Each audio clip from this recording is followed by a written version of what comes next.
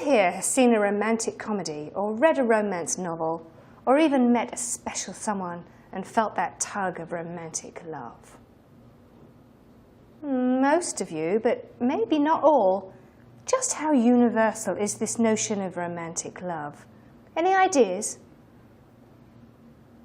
Well, anthropologists have identified romantic love in almost every human culture. For instance, one recent study showed that 147 out of 166 cultures had some form of a romantic love. This suggests that romantic love is at least partly biologically based.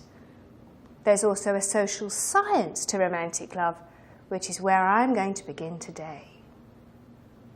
Anthropologists describe romantic love as a high-intensity social ritual. A ritual being a prescribed form of conducting a formal ceremony. Now, this may seem surprising because we aren't usually aware of following any kinds of rules when we fall in love. But in fact, falling in love does have the 4 major characteristics of a ritual. The first characteristic of a ritual is that it brings people into a face-to-face contact.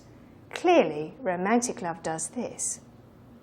People who are in love want to spend as much time together as possible. The second characteristic of a ritual is that it focuses people's attention on some common object or activity. With romantic love, the common object is the couple itself. For people in love, other people and activities seem to fade away. Now, the third characteristic of a ritual is that it promotes mutual emotion among the participants. Obviously, romantic love qualifies here. Few other experiences can surpass it in intensity. This is why romantic love is described as a high-intensity ritual. The final characteristic of a ritual is that it produces an emotionally charged symbol that represents membership in some group. Well, what are some of the symbols in romantic love? In Western cultures, love is associated with heart-shaped objects and rings. For instance, a wedding ring symbolises a couple's love and commitment. We all know how important these symbols can be. For instance, losing a ring, for example, can cause a lot of anxiety, so be careful with those symbols.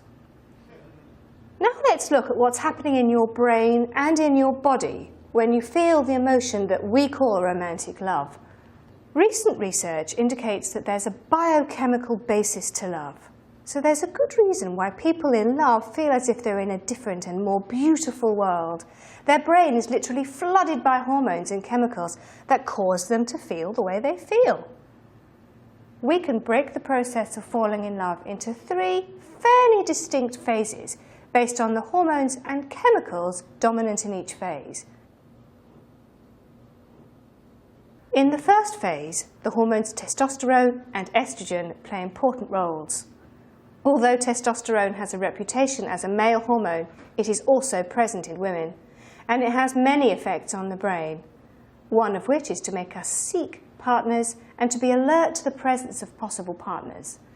So, in essence, these hormones get us out looking for and then noticing prospective partners to fall in love with.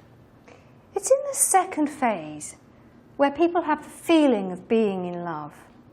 Here, some powerful amphetamines are released into the brain. Amphetamines are a kind of stimulant, right? They make us feel alert. Well, 2 of these amphetamines are dopamine and phenylethylamine, also known as PEA. Dopamine has a physical effect on our body. It increases our heart rate and blood pressure and seems to make us more talkative. It also has a powerful psychological effect, invoking feelings of pleasure and excitement, and it enhances our emotional responses to things. The other chemical released in this phase is PEA. PEA is a neurotransmitter, which means it increases the electrical signals between the neurons in the brain. This makes us feel euphoric.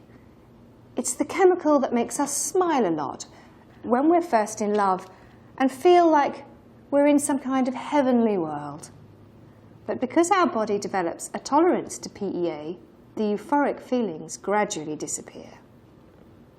And that brings us to the final phase of love, which is concerned with longer-lasting commitment and attachment. The first important compound in this stage is endorphins. Endorphins are natural painkillers that give us a sense of security and feelings of peace and calm. They basically improve our mood. Our brain also secretes hormones that play a role in the formation of social attachments. One such hormone is oxytocin, sometimes called the cuddle chemical. Oxytocin seems to produce the feelings of relaxed satisfaction and attachment to another person. Now, as you might imagine, there is some resistance to the idea of love being determined by brain chemistry and hormones. Do you know where this resistance might come from?